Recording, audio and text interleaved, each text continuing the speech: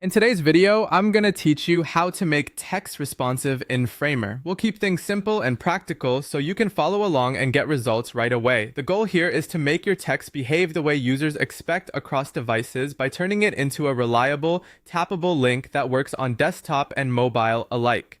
Start by heading to Framer and opening the project you want to adjust.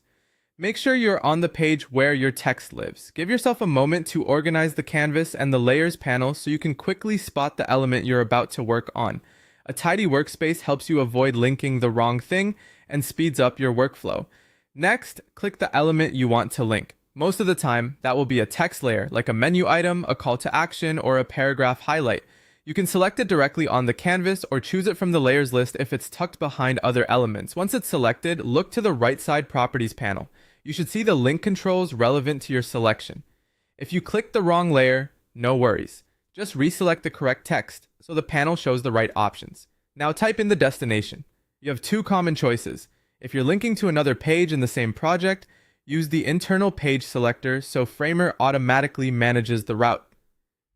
This keeps navigation smooth and helps maintain consistency across different screen sizes. If you're sending users to an external site, paste the full website URL, including the protocol. Decide whether to open in the same tab or a new tab based on the experience you want.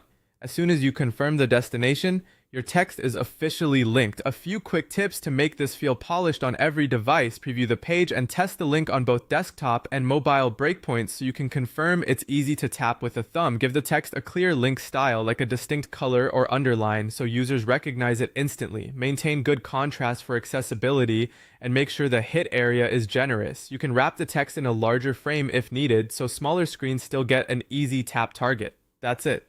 You've opened your project in Framer, selected the text you want to make interactive, and added the link so it behaves reliably across devices.